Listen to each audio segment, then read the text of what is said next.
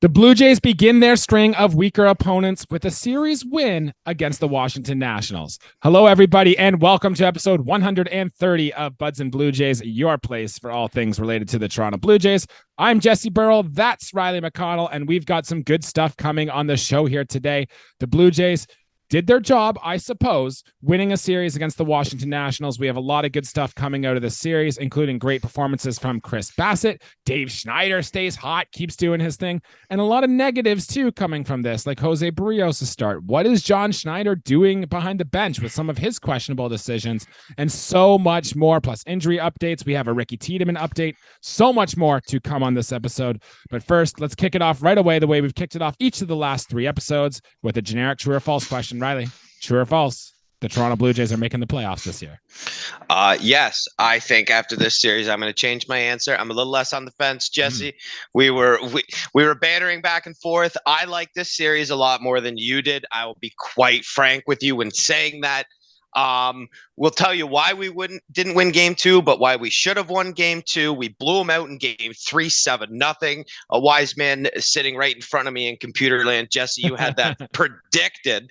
And just a game one that, of course, we get like our ace doing, pretty well ace things. The best guy at any pitch in the bottom of the zone. Kevin Gausman was really, really screwing with the hitter's timing for the Washington Nationals. Hey, there is some not good things, but there is a ton of good things, in my opinion, for this series, man. I feel great about this. I think there is still lots of good ball on the way for us. I think we're going to take advantage of the next three series.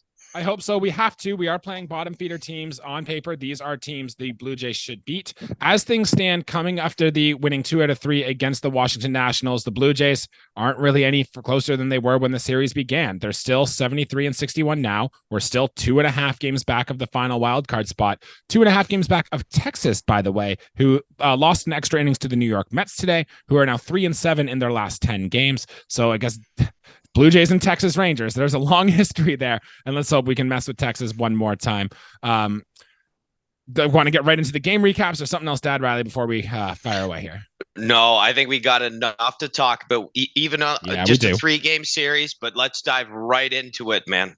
All right, game one of the series, Kevin Gausman actually gave up a run in the first, but the Blue Jays responded with 4 in the second, including big RBI singles from George Springer. Davis Schneider and Vladimir Guerrero Jr. had an opposite field double. Danny Jansen had a home run to make it 5-1. A no-doubter to the second deck, too. Beautiful shot from Danny Jansen. And Kevin Gausman gave up a 2-run shot in the fifth, but everyone else settled down from there as Trevor Richards worked 2 shutout innings, going 6 up, 6 down with a strikeout. Jordan Hicks and Genesis Cabrera finished the job to get the Blue Jays to a 6-3 victory. In game 2, this was the heartbreaker here, Riley. The Jays were down 2-0 after the first, after Jose Barrios gave up a 2-run home run. The Jays were able to get a run in the third, thanks to who else but Davis Schneider hitting another home run. The Jays gave up 3 in the top of the fifth, thanks to another Jose Barrios 3-run home run. They were down 5-1 at that point, but crawled back. We scored a single run in the seventh. We scored a single run in the eighth with another run thrown out at the plate in that one. And we were able to load the bases with nobody out in the ninth, down by 2, but we're only able to get 1 run across. A real heartbreaker in this one as the Blue Jays lose this game 5-4.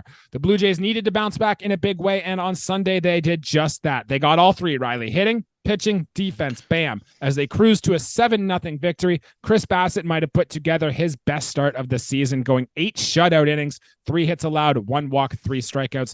The Blue Jays scored 2 runs in the first, thanks to an Alejandro Kirk double that scored Davis Schneider and Vladimir Guerrero Jr., and the Blue Jays never looked back, ended up scoring 7 in total. Biggio had a couple of hits, Espinal had a few hits, and and that's all they had from there. So, Riley, lots of player performances, lots of good things to talk about. I guess we won the series. Let's start with some of the positives to take away from this series. Where are you going first? I mean, Jesse, it's a toss-up for me. I want to talk about the guy who is the talk of the town right now and could be the talk of the league. Man, Davis Schneider, what has he got now? 6 home runs for us, I Something think. like that, yeah. He has been, and he would have had another extra base hit. He got thrown out trying to stretch a single into a double. It was off the wall. They made and a he good was throw, safe whatever. too, by the way. On replay, Yeah, the Blue Jays just didn't challenge. He was safe. We didn't challenge, and that's the way it goes sometimes. But I mean, it doesn't help our team, whatever. It's still for his batting average. He has just a crooked line right now. I mean, we've mentioned this going back to the Red Series. Ellie De La Cruz being the most exciting player in all of baseball. That's true. But for me, Jesse, I think there's two types of ball players in a lot of ways. There's the flashy type guy. We have Bo Bichette's a flashy guy. Even Kiermaier's a flashy guy. Then there's just the grit, kind of like just show up, do your job type guys. I mean, I feel like Chipper Jones is one of those like Hall of Fame tier guys as far as these go. But David Schneider is just a guy that shows up. He's a lunchbox kind of guy. He's a grinder. He battles out at bats. He makes good plays in the field. He makes good decisions. He's a great hitter. He has composure.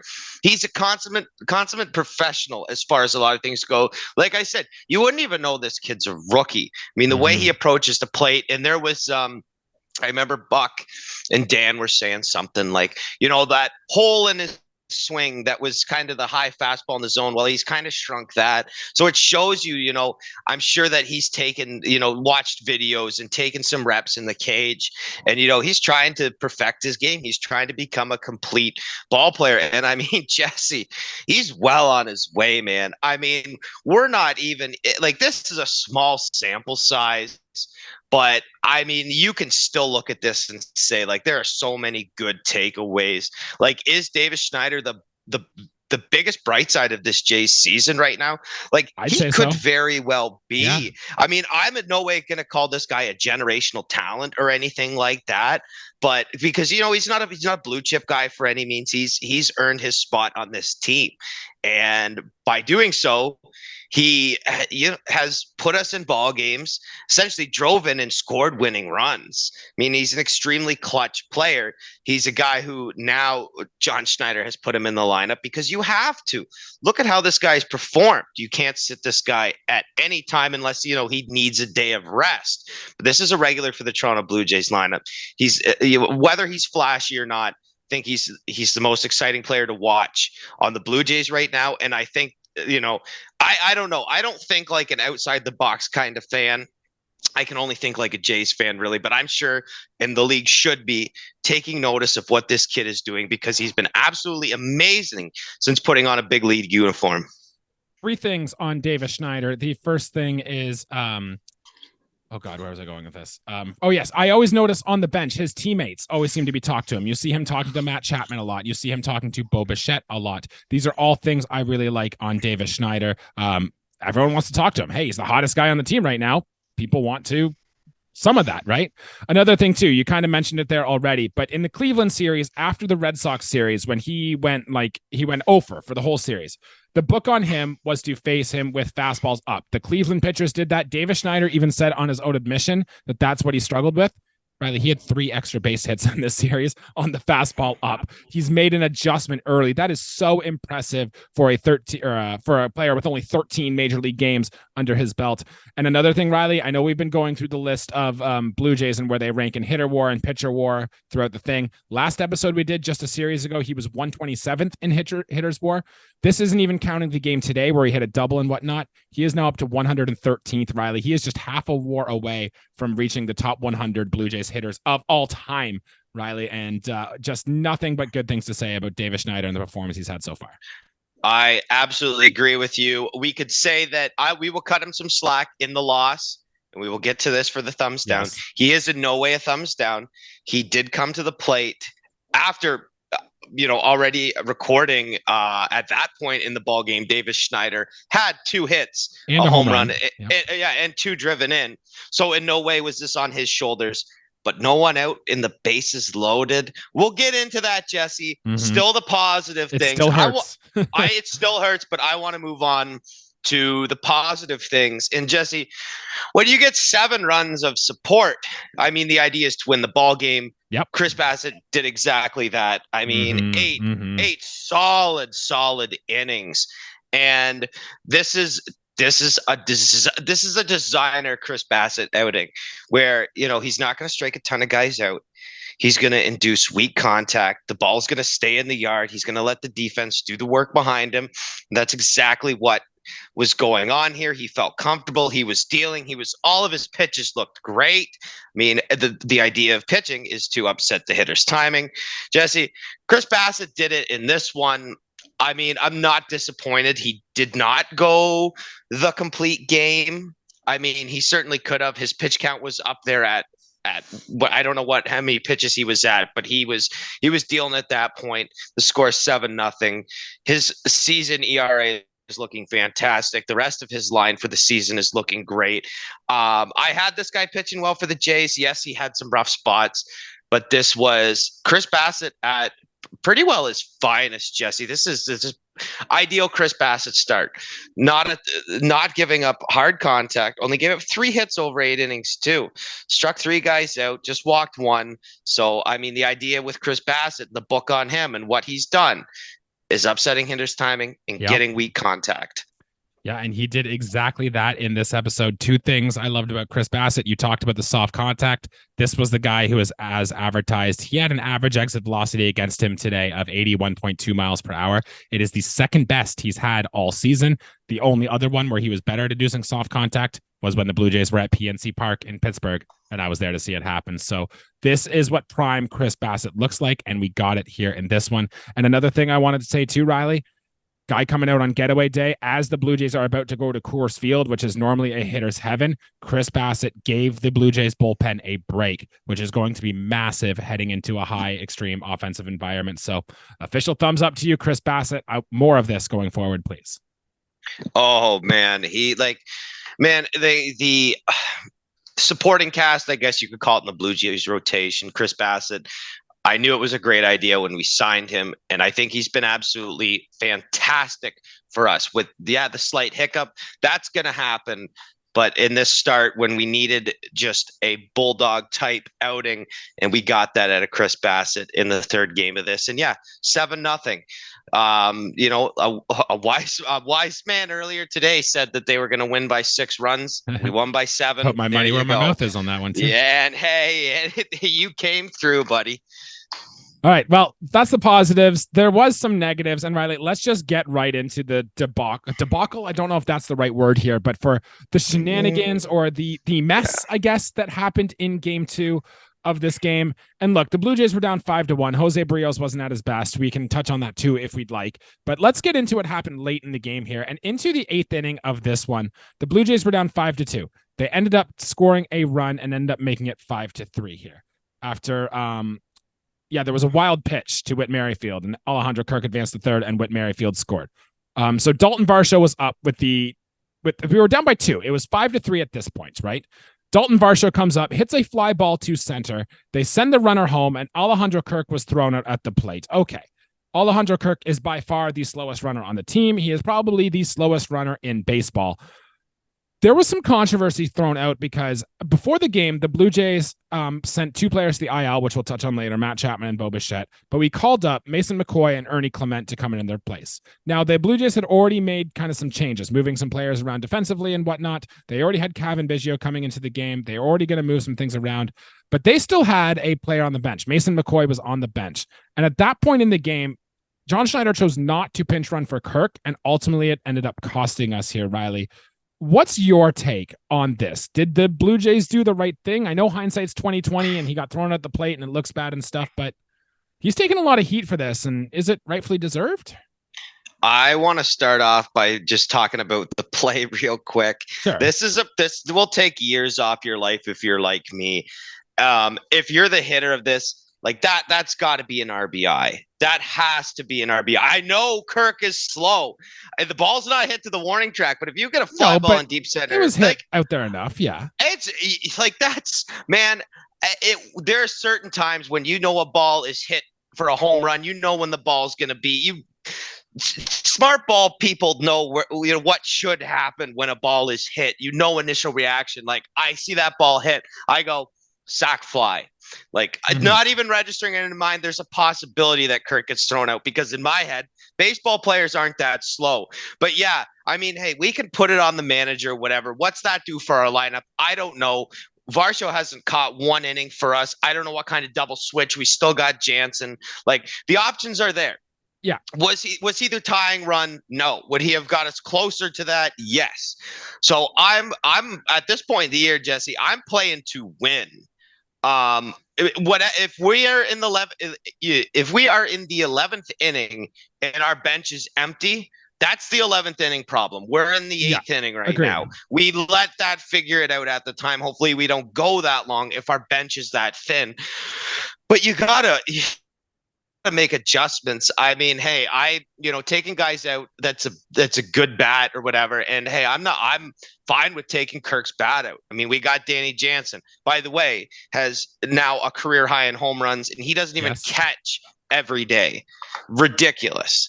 I'm fine with Kirk. I just drives me nuts that he didn't score on that. I get it. Catch is slow. I watched Benji Molina for a long time, and I know what it's all about to be a sluggish catcher. But whether you send him or not, you have to send him. It's that point in the ball game. Easily the throw could be offline. The guy threw a dart. Some kid I've never even really heard about because it's the National League and he's 23 years old. I don't care. He threw a dart to the plate. It was a good throw, in fairness. It was a hell of a throw. But you got to test that center fielder's arm. It's at that point in the game, you have to be aggressive. We have to be aggressive on the base pass. The problem is we absolutely have been just snake bitten with being dog crap when it comes to recording outs on the base pass. Whether I feel like it's third base a lot, but in this case, it's an important out at home plate. Pinch run for the guy. If you want my answer to the question, I'll stop dancing around it. If we got guys with wheels on the bench, if we have an average speed guy or a below average speed guy, Kirk's not even in the category of below average. He is Riley, you and I are scoring on that play if we're running for Kirk. In all honesty, Jesse, I'm nowhere near as fast as I was. I think I score standing up. Yeah. I could replay the play in my head. I know where that ball's hitting the Rogers Center. It's things like that drive me nuts. Get a pinch runner. If the guy can't run, let's move away from this. We need to not the out doesn't need to happen. The substitution should have been made. The game should be one run closer at that point. And who knows, right? Maybe even if they does pinch run, the run does come across. It's still 5-4 going into the 9th, right? You never know. But I will say there were two guys on the bench at the time this happened. It was Mason McCoy and Brandon Belt. John Schneider announced us after the game that Brandon Belt wasn't available. Okay, sure, right? Kirk was in the DH spot. You didn't need a catcher. Danny Jansen was in the lineup and catching in this game. If you put Mason McCoy in for Alejandro Kirk, you could even put him somewhere defensively in the field, get someone off their feet for the next half inning or so, and then you just leave it. Okay, you have no one left on the base, right? But you kind of said it. Deal with it later when you need to. If, say, Danny Jansen does get hurt and you need to put somebody else in, then you could put Varsho behind the plate. It's not like you had to get another catcher, or you could even have a pitcher hit for your DH if you had to. Fine, right? Like, I think this is a very poor judgment call to not pinch run for Kirk, and John Schneider should be getting the heat for this, honestly. And I think there's a lot of microscopes and magnifying glasses on John Schneider right now, not only for that, just decisions in general. I hate to blame the managers. I think a lot of it is on the players. And this one just comes down, in all honesty, you got to know your lineup, and just plays like that, Jesse, just drive me insane because it shoulda, woulda, coulda. The game 2 was we should have won it, could have won it. We didn't win it. Yeah, and then in the bottom of the 9th there, let's talk about that too. They went single from Kevin Kiermaier, a single from Cavan Biggio, and then a walk from George Springer to load the bases with 0 out. The guy you want at the plate, Davis Schneider, comes up with down by 2 at that time with nobody on a 1 out. He got thrown 5 straight splitters, Riley. And I could tell on the 3-1 pitch too, he was sitting fastball, threw him a splitter. Good on you for throwing a 3-run splitter, I guess, with the bases loaded and in that pressure spot. But Davis Schneider fouled it off and then struck out on another splitter. Tough at bat. Then the next guy though, Riley, was Vladimir Guerrero Jr. And how many times have we said it? We've been saying this last year too. Vladdy, this is your team. Come have a moment. Take over. Be the guy, right? Carry it. Show us you can do it. Or just hit a 2-hopper to third base and then get thrown out at first base. So I don't know. And then Danny Jansen put up a good at bat, but popped up, and that was the game. So do you have a thought on what happened in the bottom half of that 9th there? Well, let's look at it this way. I'm going to just erase Davis Schneider from it. Let's give him an at bat off. Let's focus on the second name you said, Vladimir Guerrero Jr., because this is exactly right. this is a guy who's supposed to be a superstar. And I mean, when you think of the greats in baseball, when you think of the greats in Blue Jays history, they're like, we want to talk about the level of excellence and how the names got there. I mean, those aren't from hitting a ton of second inning solo shots, Jesse. Those are from big game moves. I know Delgado really wasn't on a good club, but all the other names, they're there for a reason. And Vladdy is that talented that he could be there, but there's no way he's going to get there when there is absolutely no clutch gene to him whatsoever. I mean, and the third baseman almost missed through it. He could have reached on an air. It was just one of those close plays. I was biting my tongue, hoping kind of like an overthrow. Don't catch it. Kind of like I was 7 years old again, hitting a ground ball. But it's just one of those things where that's where I was stooping to. That's how bad I wanted to run, and I never do stuff like that. Mm-hmm. That's childish to me, but that's what I was doing. I wanted that run so badly. I wanted that run so badly. I thought, Davis Schneider struck out, whatever. I knew at that point when Schneider was out and Vladdy came up. Jesse, did you have the first thought too? I thought, crap. Double plays. Yeah. Double plays in order. The double plays in order. And I thought, and I didn't let that get me too down. But damn, man, Vladimir Guerrero Jr.'s just got to be that more. And yeah, Jansen popping up. I don't care. Yeah, he hits balls to the moon. This one stayed in the park. Whatever. I mean, we lost the game. You get 3 guys on with no one out. It's pretty well, like you said, the chip win probability was almost at 50% there, and we did not pull it off. The bar went up for us. We kept getting closer to possibly winning that ball game, and then it plummeted right at the end. That's the way the cookie crumbled on that one, man. We need to be more clutch. Vladimir Guerrero Jr., this is your team, as we've said. Carry the team, blah, blah, blah. I'm starting to think he's got weak shoulders because he certainly has not carried this team at all. Yeah, and I also wanted to mention, too, that his base running, too, also didn't impress me. I was watching a play in Game 3 today, and Buck Martinez actually gave Vladdy rightfully hell for this. It was in the first inning of tonight's game. Vladimir Guerrero Jr. was on second base. Alejandro Kirk hit a double to the gap. Vladimir Guerrero Jr. scored pretty easily on the play, as you should, from standing on second base from a double. But as we saw literally the game before, Alejandro Kirk is not the fastest runner. It was a close play at second base between Alejandro Kirk and the tag there. And Vladimir Guerrero Jr. was just almost power walking. He barely even broke into a jog running home. And if, say, Alejandro Kirk got thrown out at second base on that play and Vladimir Guerrero Jr. still hadn't crossed second base, the Blue Jays would not have scored a run there. And that, even though it didn't come to burn us here, I would hate to see it happen because we are in our fight for our playoff lives right now. And if we miss the playoffs by one game or one run because of something like that, something that's easily controllable, I'm going to be very, very upset. And I don't know if that's on Vlad and his effort level or if that's on John Schneider not getting more out of his players to make them feel the need to play like this. But I hate seeing things that don't go well just simply from a lack of effort. And I was not impressed from Vladimir Guerrero Jr. running the bases here. That is the kind of stuff that gets you burned at the stake, Jesse. If anything ever came down to that, I'm going to be honest.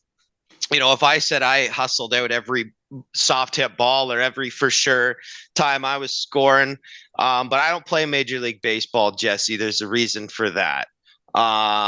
You have to, again, as the managers have to know their players, the players also have to know their players.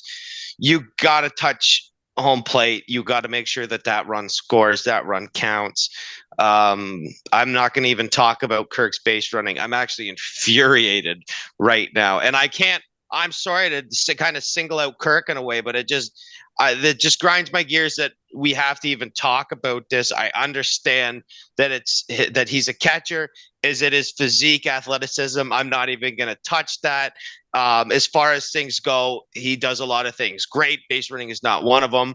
But if that run doesn't score, it's not on Kirk. That's on Vlad. That is on for not Vlad. Running. Yeah. He's got to score. Plain and simple. He did. So it didn't come back to bite us. But down the stretch, I mean, that's a conversation you got to say to Vladdy. Like, hey, like, make sure just even quick. Like, hey, Like, what are you doing? Come on, make sure that run scores. Like, don't screw around out there, man. Don't watch the ball. Don't point and do the whatever to the dugout while you're running. Just make sure that run scores, man. And because whether we need it or not in that game is not the point.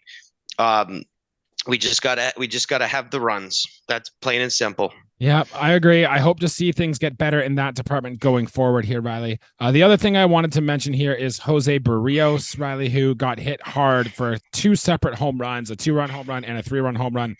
He's now given up, I think. I don't know if it's home runs or earned runs, but his last 4 starts or so have actually been kind of lackluster for Jose Berrios. Average exit velocity against in 96 with a max of 105.8 in this one. I am starting to lose a little. I mean, we didn't really buy Jose Berrios as being all the way back, even when he was going well. But now I'm really starting to see some of the regression come, and I think he's number 5 right now of our 5 starters.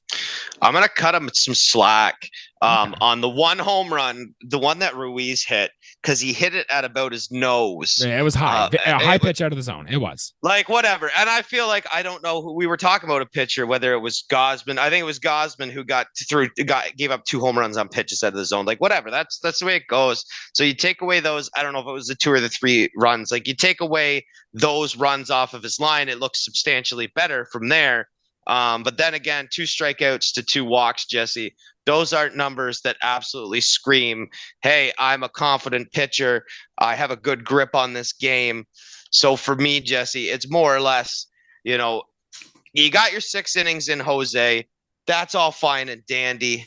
But at this point in the ball game, like we need to score some runs because you gave up the long ball, which that's happened. Like last year, I think he led the AL in home runs given up. So, yeah, I mean, runs, as far as it was either him or Garrett Cole.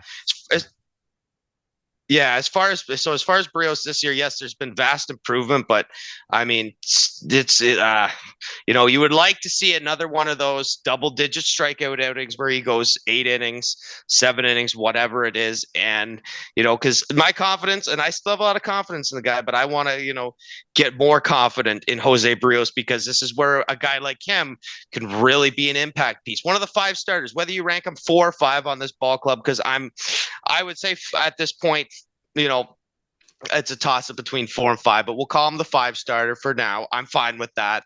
I'll shuffle Ryu into 4 if that's what we're doing. But Berrios he's got to be better, but I don't think it was as bad because, yes, 5 earned runs off the home run, whatever. If they were solo shots, we'd be talking something different, but the truth is he did give up base runners in his outing.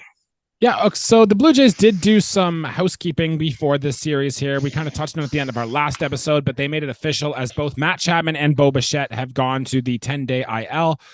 So they called up Mason McCoy and Ernie Clement. Ernie Clement started all 3 games at shortstop in this series, or maybe Espinal had 1 or whatever, but he was there. Mason McCoy got his first big league at bat, pinch hitting for Dalton Varsho today, and promptly struck out. Mason McCoy was an interesting choice, Riley. He had a WRC plus of 48 in Buffalo, which is quite bad. The Blue Jays have always liked the power and speed thing. His story is good. I get it. Like he's a hardworking guy. He's never been the most talented guy. He gets a shot at the big leagues. Good for him. But, this Blue Jays team is trying to win games, not make good stories happen.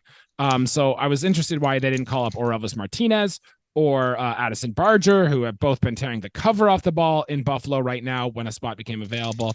And in terms of this too, Whit Merrifield was taking ground balls at third base. Vladimir Guerrero Jr. was also caught taking ground balls at third base. What's your fallout of all this? Chapman and Bo to the IL, and then the 2 guys they called up. So we have to remember the date right now. We're recording. It's Wednesday, August 30th. Like it's pretty well. Let's just call it September 1st at this point, sure. Jesse. I mean, it's like we're going to go to 28. We're going to go to a 28 man here real soon. I would bet that Addison Barger's got to be one of those guys. I don't know. He's what this team needs. So it could go either way, but I feel like there's a good chance it could go to a few people. But what we need right now is an Addison Barger type, in my opinion. We called up Davis Schneider, got the same results. We're rolling with a guy, Ernie Clement. Yes, feel good story, whatever. It did fine in this series. I mean, is he better than what Paul DeJong would have gave us? I certainly think so if he was I'd going at the agree. same trend. But I mean, as far as things go right now, I mean, Ernie Clement is not a long-term solution. I mean, a series of him at shortstop. I just checked, Jesse. He did play all 3 games at short for us. I mean, it's a short-term solution. So, I mean, Arelvis Martinez, maybe we look at you. I don't know. We have some possibilities here, Jesse, but we'll really Chapman. I hate that Chapman's on the IL, but he is far less impactful to this team than what Bo Bichette is. I know Chapman is an elite defender. Bo Bichette has picked up tremendously in his defensive aspects. And as far as his bat goes, it is irreplaceable where he hits in this Blue Jays lineup. You cannot replace a player like Bo Bichette. He has been absolutely fantastic this year. Anytime he goes on the injury list, you really start to worry about what this offense can do without him. I feel like this whole season has revolved around Bo Bichette getting on base, collecting runs scored, getting around the base pass, and driving in runs at the bottom of the order, getting on base, things like that. So Jesse, I mean, you fill it somehow. You can't play an injured player. He's out for right now. So you look for solutions. I don't know who we're going to roll with. I have a feeling it's going to be a combination plate for the most part. Yeah, my theory on this is both guys were injured and then they were day-to-day for a while, and Bo Bichette went on the IL. Then they both came back. And I think what happened here is the Toronto Blue Jays looked at their schedule coming up ahead with Colorado, Kansas City, and Oakland and thought, okay, the Blue Jays should be able to hold their own against those teams. Let's put them on the IL now so they can rest it, and they're coming back ready for the Texas series, the Yankees series, the Tampa series, the Red Sox series, down the stretch and into the playoffs, because they don't want to run the risk of getting those things even worse. I would bet, Riley, if we had, say we were playing Texas next, they would wait to put Bo Bichette and Matt Chapman on the IL because they want those guys there. Just a thought I had. I can't prove that. Maybe they really are hurt and they really have to go on the IL now, but that's my theory on that. And in terms of September call-ups, Riley, the Blue Jays are like Nate Pearson's going to be one of them. He's going to be back up with this team, almost definitely. And the Blue Jays are probably just going to bring up another catcher. I'd bet it's Tyler Heineman or something that comes up and just becomes that last guy, which leaves Addison Barger and Elvis Martinez down in AAA, which I do think they should bring them up, but maybe that's a topic for another time. Anything else on that, Riley, before I move on to some other news and notes? I do not disagree with how you think they will do it. My answer was more solely what maybe I think should happen. I mean, yes, bringing up a pitcher and a position player is obviously ideal. And I think Pearson should get a second chance. And I think he'll get a decent amount of usage. I think he should. I think he could be a great pitcher for this team come September. And as far as whoever the position player is, I mean, we're basically just trying to expand our bench with that move. We're not calling up an everyday type player. This is going to be a tool for us to use in ball games. So let's try and be wise about who we call up. Yeah. And then these are just some minor things I saw while watching this series. They weren't enough to get a full segment on, but I just thought, hey, these are some interesting things, and I wanted to put them out here. First one is Bowden Francis, I thought looked quite good coming in relief of Jose Barrios. He had 3 innings pitched. I think he had 4 strikeouts, only 2 hits allowed. He looked good. Jay Jackson, on the other hand, I think is not. I think that's now 3 appearances in a row. He has now given up an earned run. Could be wrong on that, but it's something like that. I think his little run of excellence might be coming down to an end, but small sample size, you never know. Kevin Biggio had his first big league appearance at shortstop in this series. I don't think he got a ground ball, though. He just kind of stood there and walked around. And I noticed that Alejandro Kirk's exit velocity has been creeping up, Riley. He had 2 doubles in the game today and had a few hard hit balls. And even in game 2, he had 2 ground outs. Now, it's what he does. He hits the ball on the ground that were harder than Davis Schneider's home run and the 2 home runs that the Washington Nationals hit. So I think he had about 3 or 4 days off there before coming back into the lineup. And it's good to see the exit velocity come back from Alejandro Kirk just a little bit because of how much soft contact he has made this year. So any of those spark your interest at all? I think you're right about Jay Jackson. Just quickly, as far as Biggio, just trying to, hey, if you want to stay in this league and you're not a solid everyday player, branch out your tools. He's, playing more positions than anyone on this ball club. And hey, anytime Alejandro Kirk his exit velocity, that's only means good things. Hopefully in the air a little bit, but two doubles, 3 hits in the 7-0 victory. That'll raise those numbers up just a skosh, Jesse's good things to see. Three of the 7 runs batted in. So as much crap as I was giving Kirk, it's nothing personal. He's still a great hitter for this ball club. Obviously, we would like to see a lot of those numbers higher up. We're still trying to figure out what Alejandro Kirk is as a MLB hitter, or I am anyways. I quite often wonder what his career will shape out to be. We'll see. Pay attention to that. This might be the start of a hot streak for him, especially going to Coors Field next. John Schneider did announce that George Springer will go back to the leadoff spot again full-time. I think this is kind of in tune with how Springer has been playing a little bit better. How Whit Merrifield has been fine. He's been like 1 for 4, Whit Merrifield. He hasn't been so much 2-hit Whit. He's been more 1-hit Whit lately. And so he said George Springer is one of the best leadoff hitters of all time. He's going back to the leadoff spot. So we'll have that looking forward to. And I wanted to give a Ricky Tiedemann update, Riley. He was pitching down for the New Hampshire Fisher Cats. He went 3 2/3 innings pitch. 2 walks, I believe, 1 hit allowed, but 11 strikeouts, Riley, down in New Hampshire. If you're playing along at home, he got 11 outs and he struck out all 11 of them. Wild stuff, including it wasn't quite an immaculate inning, but he had a 10-pitch inning with 3 strikeouts for Ricky Tiedemann. Just goes to show you how special this kid could be. And I know a bunch of you at home love this Ricky Tiedemann stuff. He will be a major factor for the Blue Jays next season, assuming all things stay healthy.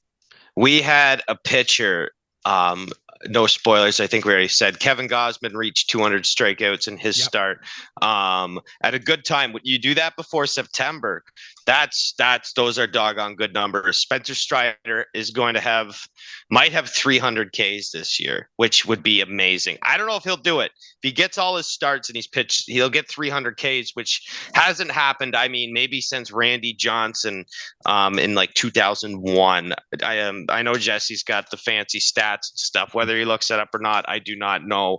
But Ricky Tiedemann is a force in the minor leagues at 21, 22, and he's going to be up in the major leagues soon. And if you can relay 11 outs, all strikeouts to that in the major leagues, I mean, you're still striking out a ton of hitters. You're still getting a ton of swing and miss out of a lefty with great velocity. He's going to be a force, man. They don't build pitchers like that every day. We really have it. We have a gem with Ricky Tiedemann and what he's doing in the minor leagues. I really think there's a good chance a lot of that will translate and go with him to when he makes that step to Major League Baseball. All right, and this is episode 130 of Buds and Blue Jays. So like we've been doing all season, we're going to do some fun Blue Jays related stats with that number 130 and a little different ones today. Last episode, we did Game Started by Marcus Stroman as a Blue Jay. Well, number 130 for Game Started this year is R.A. Dickey, which when I was putting that note in the list here, I thought, wow, I really watched 130 of R.A. Dickey starts as a Toronto Blue Jay. I remember the day he got traded here like it was nothing. 130 starts later, his Blue Jays career is over. 130 is the games finished by Kelvin Escobar as a Blue Jay. So I like the symmetry there. Game started for one pitcher, games finished for another pitcher. And then Riley, number 130 on hitter and pitching war. You wanted me to give you a position and a decade. I gave you a little hint before the show. I'll give that to our listeners listening at home now. Both these players I'm about to list only played 1 year with the Toronto Blue Jays, and they're kind of interesting. Let's do the hitter first, Riley. He was a catcher, and his only year he played in Toronto was 2006. Wow. And I'm going to say, is this Curtis Thigpen? It is not. That is a good guess, Riley. You already mentioned this player's name earlier this episode. No way I did. Yes, you did. Well, I already forget it. I done my guess. It's, you know what? I didn't say Kevin Cash, did I? Nope. He was later. He was later. Benji Molina. Benji Molina. Yeah, there we go. That's funny. I can't believe I said it. I can't believe I said his name Teammates, shout out to, I love third baseman. In fact, I am going to be one when I grow up. I just found out tonight at baseball. Played with another Blue Jay in his only year, Troy Glaus, who I Glaus also played love. 2 years, I think, with the Blue Jays. Did he? Well, good for him. I know I remember him for 1 year. Yeah, wow, good for me, I guess. Let's talk about the pitcher, though. That's 130. Pitching might be a little tougher. 130 in pitcher war. He was a relief pitcher. His only year with the Blue Jays was 2010, Riley, but he was the closer. He had 37 saves for the Toronto Blue Jays that year. Oh my goodness. 6'6" right-hander. 6'6" right-hander. 6'6", big guy, yeah. What team would he also have played for, Jesse? So he played for a bunch. This is a good immaculate grid guy. Started his career with the Angels. He played 4 years with the Angels, actually. 2 with Florida, 1 with the Cubs, then came to Toronto, and then he pitched in Baltimore after leaving Toronto. And he was pitched for the Florida Marlins and the LA Angels. I got no one. The only player that comes to mind that matches up with those LA years is K-Rod, and he was never a Blue Jay. Jesse, who was this pitcher from 2010? Kevin Gregg was the pitcher. Oh, and then he went on, and the next team would have been the Baltimore Orioles. Mm-hmm. Yep. Oh, man, Kevin Gregg. He was a spaz. His 37 saves with the Blue Jays in 2010 was a career high for him, and pitched to a 351 ERA. I cannot believe he pitched.